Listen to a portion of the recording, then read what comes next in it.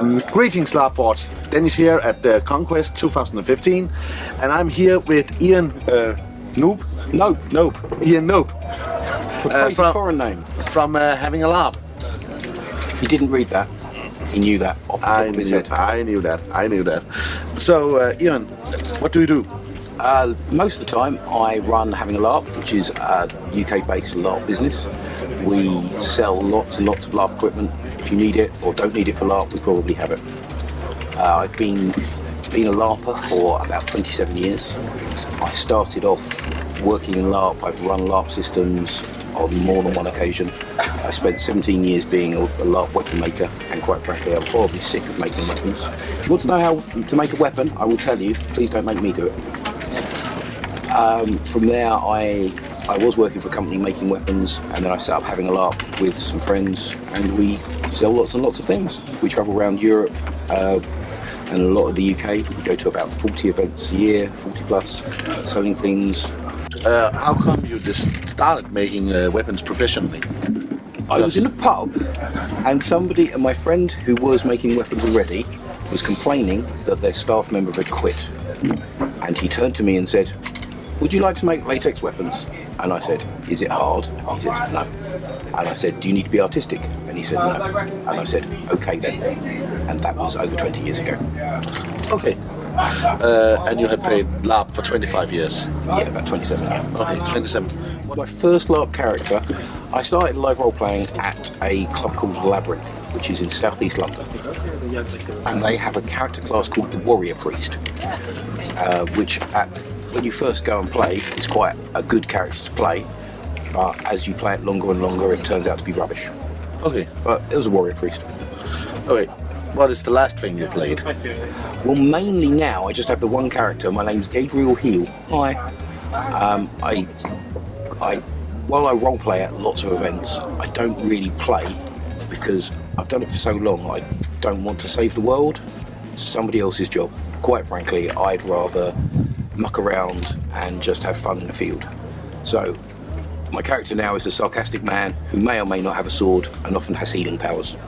Can you tell us more about your shop? What would you like to know about my shop? We've got weapons. Okay, so this year you have this new armor. We do. This is polyurethane armor created by a company in the UK called Wormwick. Wormwick Armories? I don't know. Wormwick. Google them. You'll find them. It's polyurethane, super tough. It's the same things they use in films, things like Game of Thrones. We've been testing it by hitting it with a sledgehammer all for the last month as we travel about. You can drive a truck over it and it comes fine. We have weapons from 4 different UK weapon makers. The most notable is the Medlock Armory, and he is basically the world's first LARP weapon maker. He's now been making LARP weapons for more than 30 years. Okay. And everything he's making is still handmade by him with a small core of other people, which occasionally include me. I am never happy to be in his workshop spraying latex, shouting, "I don't do this for a living anymore." I'm telling you, Simon. He still makes them all by hand. Everything he creates is unique. So you see a piece, there's not another exactly like it in the world. These are available from havingalarp.com or larpkit.com. Then you are starting a LARP CON next year. Well, next year is the first year of LARP CON. For the past 5 years, I've been running an event in the UK which is called the LARP Awareness Party. And this all came from a very silly joke on the internet, on Facebook. An American guy put up a post making one day LARP Awareness Day. And from there, we made the LARP Awareness Party. And when it started, it was an excuse for me and some of my other friends who are workers and creators to sell things to the public, because we lived in an area of England called Norwich, which is basically in Holland, so nothing ever happened there that was for the UK LARP scene. And so we started the LARP Awareness Party, what we called it. The idea was it was a nice fun day, come along, buy some things, talk to some promoters telling you about many LARP games, and then in the evening we ran the event in a nightclub. In the evening, they'd given us a reduced entry price to the nightclub. So we organised Clubbing Like a Pirate, And then we realised we had a spare gap between the market ending and the clubbing starting. So we ran the UK LARP Awards, which has been met with a mixture of approval and disapproval across the board. We ran it for fun, but it's now getting more and more serious and out of hand. We ran that in Norwich the first year, then we moved it to a hotel in Leicester. We ran it there for the next 4 years. We also have a one-day event usually in October, November time, and that moves around the country, so everybody gets a chance to come and see our events. But basically this year we outgrew our venue, and the venue has 660 square metres, and we filled it. So the new venue has got 1,080 square metres in one hall, and then extra room as well on top of that. The new venue is the Hermitage Leisure Centre in Colville in England. Okay. Don't worry, no one in England knows where Colville is either. That's why we made a map. And that's why Google exists. That's why Google exists. Colville. It's very near my house, which is handy, because that saved us £300 on hotel fees, which we're now spending on hiring a wrestling ring and pro wrestlers to come along to the event and show us how to fall over safely and react to blows. Pro wrestlers? Why pro wrestlers? Because, well, firstly, I love pro wrestling. It's brilliant. But if I say to you, there are two guys. They are pretending to be two other guys. They are then pretending to have a fight. Am I talking about pro wrestling, or am I talking about LARP? Yeah, it's really a trick question in some ways. Absolutely. What else about LarpCon? What do you expect from it? I expect all sorts of things. We'll have a huge range of traders, both from the UK and around Europe. I've been chatting to a lot of people while I've been travelling around for the last month, where we've been in the Netherlands, we were at Drachenfest, and we've come here to Conquest, collecting various traders that have great things to come along and sell.